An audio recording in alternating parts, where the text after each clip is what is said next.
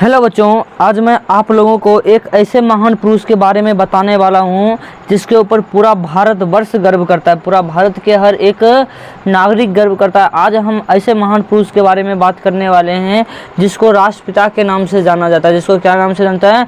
राष्ट्रपिता के नाम से जाना जाता है। लोग इसे प्यार से बापू कहते हैं। क्या कहते हैं? प्यार से इसे बापू कहते हैं। समझे ना?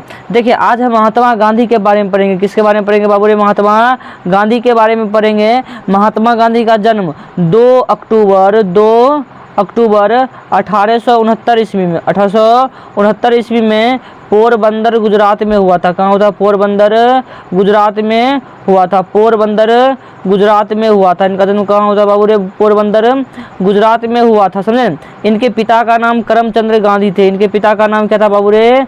करमचंद्र गांधी। और इनके माता का नाम पुतली बाई था। माता का नाम क्या था? पुतली बाई। क्या नाम था? पुतली बाई। देखिए, थोड़ा सा इसके जीवनी बारे में जान लेते हैं। इसकी जन्म तो 1869 में हुआ और 1883 ईस्वी में इसकी शादी कर दी गई कस्तूरबा गांधी से। किससे शादी कर दी गई?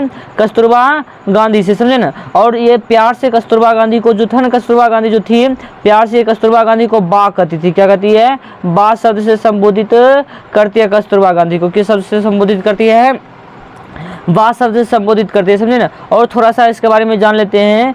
इसको महात्मा नाम की उपाधि, गांधी जी को महात्मा की उपाधि रविंद्रनाथ टैगोर ने दिया था, जो बंगाल के क्रांतिकारी थे। समझे ना? उसके बाद इसे राष्ट्रपिता के नाम डॉक्टर सुभाष चंद्र बोस कहे थे, राष्ट्रपिता के सम्मान में। समझे ना? अब देखिए, इसके बाद इसके बारे में ये जान लेते हैं कि ये भारत देश को आज़ाद कराने में सबसे महत्वपूर्ण भूमिका निभाए। समझे? इसका प्रमुख धर्म था सत्य और अहिंसा। सत्य और अहिंसा। ये सत्य और अहिंसा के मार्ग पे सदा चलते थे। सत्य और किस मार्ग पे चलते थे? अहिंसा के मार्ग पे चलते थे। देश की आज़ादी 15 अगस्त 1948 को हो गई थी। देश हमारा कब आज़ाद हो गया था? 15 अगस्त 1947 ईस्वी को आज़ाद हो गया था। और 30 जनवरी 1948 ईस्वी को 30 जनवरी 1948 ईस्वी को नाथूराम गोडसे ने इसे गोली मार दिया। समझे? सीने में गोली दाग दी और उनकी मृत्यु हो गई। 78 वर्ष उम्र थी तब। कितनी उम्र थी? 78 वर्ष उम्र थी। और 78 वर्ष की उम्र ये बेचारा स्वर्ग सिधार गए। आज इसी के बारे में मैं पढ़ूंगा। ये प्रिटोरिया जेल में बंद है। अंग्रेजों द्वारा इसे प्रिटोरिया जेल में डाला गया था। वहीं से खत लिखते अपने पुत्र को। समझे ना? आज इसी के बारे में पढ़ेंगे। देखिए, खत कब लिखता है प्रिटोरिया जेल से? 25 मार्च 1909 ईस्वी को। 25 मार्च 1909 ईस्वी को कहता, प्रिय पुत्र, प्रतिमास एक पत्र लिखने और एक पत्र प्राप्त करने का अधिकार मुझे मिला है। मैं पत्र लिखूं किसे? मिस्टर रिच का, मिस्टर पोलक का। और तुम्हारा ख्याल मुझे बारी बारी से आया, लेकिन मैं तुम्हें ही लिखना पसंद करता हूं, क्योंकि पढ़ने का समय तुम्हारे ही ध्यान मुझे बराबर आता है। अब देखिए, महात्मा गांधी को उस जेल में, प्रिटोरिया जेल में, प्रतिमास एक पत्र लिखने और एक पत्र पढ़ने का अधिकार मिला है। तो वो सोचता है, मैं किसको लिखूँ? मिस्टर रिच को लिखूँ या मिस्टर पोलक को लिखूँ या तोरा लिखूँ, मतलब कि तुम्हारे को लिखूँ। तो इसको सबसे ज़्यादा प्रिय उसका बेटा था, तो उसने सोचा कि आप ही को, बेटे को ही लिख दूँ। समझे ना? अब कहता है कि मेरे बारे में तुम जरा भी चिंता मत करना, विशेष कुछ कहने का अधिकार मुझे नहीं है, मैं पूर्ण रूप से शांति में हूँ। मतलब गांधी जी जो जेल में है वो पूर्ण रूप से किस में है बाबू रे? शांति में। आशा करता हूँ कि बात अच्छी हो गई होगी। मुझे मालूम है कि तुम्हारे कुछ पत्र यहाँ आए हैं, लेकिन वे मुझे नहीं दिए गए। ये आशा करते बाद, जो उनकी पत्नी, धर्म पत्नी है, कि आशा करता है कि वो स्वस्थ हो गए। तुम्हारे बहुत सारे पत्र मेरे पास आए, लेकिन मैं वो पत्र मुझे मिल ना सका। लेकिन कोई बात नहीं, नहीं मिल सका तो नहीं मिल सका। समझे ना? लेकिन देखिए, फिर भी देखिए क्या कहते हैं। कहते फिर भी डिप्टी गवर्नर उदारता से मुझे मालूम हुआ कि बा का स्वास्थ्य सुधर रहा है। समझे? डिप्टी गवर्नर थे जो इसको बताए थे। क्या वे फिर से चलने फिरने लगी है बा? और तुम लोग सवेरे दूध के साथ साबूदाना बराबर लेते रहना। सुबह सुबह दूध और साबूदाना खाते हैं, बराबर लेते रहना। समझे ना? अब आइए आगे देखते हैं, आगे क्या कहता है। कहता कि और कुछ तुम्हारे विषय में कहना चाहूँगा। तुम कैसे हो? तुम जो जिम्मेदारी मैंने डाली है, तुम उसे सर्वथा योग और आनंद से निभा रहे होगे, मुझे ऐसी आशा है। मतलब कि कहते हैं कि तुम्हारे ऊपर जो भी जिम्मेदारी डाली गई है, तुम उसे आशा है मुझे कि तुम उसे पूर्ण रूप से करते होगे। समझे ना? मैं यह जानता हूँ कि तुम्हें अपनी शिक्षा के प्रति असंतोष है। जेल में मैंने यहाँ खूब पढ़ा है।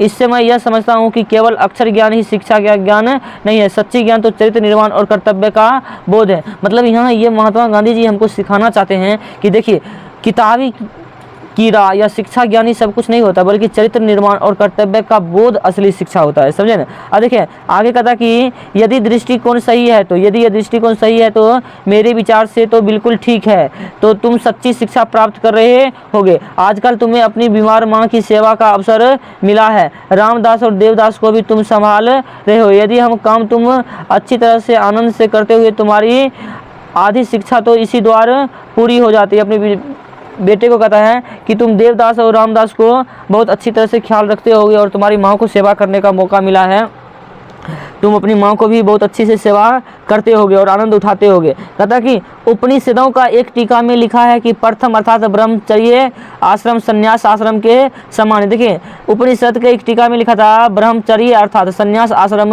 के समान है, इसका मुझ पर गहरा प्रभाव पड़ा है। आमोद प्रमोद एक निश्चित आयु तक ही शोभा देते हैं, आमोद मतलब खुशी दुखी एक निश्चित आयु तक ही शोभा देते हैं। 12 वर्ष की उम्र के बाद बच्चों की जिम्मेदारी और कर्तव्य का भान होना चाहिए। ये पॉइंट आपको याद रखना होगा कि 12 वर्ष के बाद बच्चों को जिम्मेदारी और कर्तव्य का क्या हो जाना चाहिए, भान हो जाना चाहिए, समझे ना।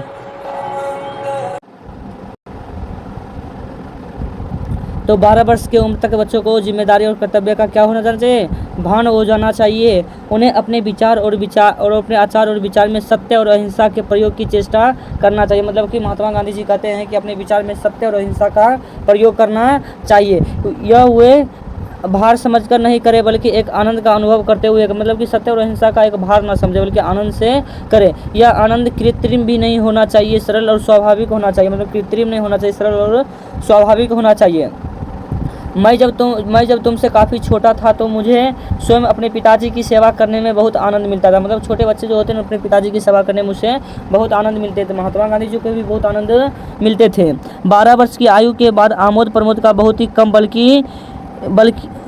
बल्कि नहीं के समान ही अवसर मुझे मिला है। संसार में 3 बातें बड़ी महत्वपूर्ण है। संसार में कितनी बातें महत्वपूर्ण हैं? 3। इसको प्राप्त करने से तुम संसार के किसी भी कोने में जाओगे तो अपना निर्वाह कर सकोगे। ये 3 निम्न है। पहले अपने आत्मा का, अपने आप का और ईश्वर का सच्चा ज्ञान प्राप्त करना। मतलब अपने आत्मा का, अपने आप का और ईश्वर का सच्चा ज्ञान प्राप्त करना। अगर ये सब है तो आप कहीं भी अपने जीवन का निर्वाह कर सकते हैं, समझे ना। अब देखिए आगे कहता है इसका मतलब यह नहीं कि तुझे अक्षर ज्ञान नहीं मिलेगा, या तो मिलेगा नहीं तो वह मिलेगा, लेकिन तुम उसी की चिंता करो या मैं नहीं चाहता। इसके लिए तुम्हारे पास अभी बहुत समय है। अक्षर ज्ञान तो इसीलिए होता है जो कि तुम्हें मिला है उसे तुम दूसरों को दे सको। मतलब अक्षर ज्ञान इसीलिए होता है कि जो तुम्हें मिला है वो दूसरों को क्या कर सको, दे सके। और इतना याद रखना कि अब मैं गरीबी में रहना है। अब हमें किस में रहना है? गरीबी में रहना है। जितना अधिक मैं विचार करता हूँ, अब देखिए कहता जितना अधिक मैं विचार करता हूँ उतना ही अधिक मुझे लगता है कि गरीबी में सुख है। गरीबी में क्या है? सुख है। अमीरों की तुलना में गरीब अधिक सुख है। मतलब अमीरों की तुलना में गरीब क्या है? अधिक सुख।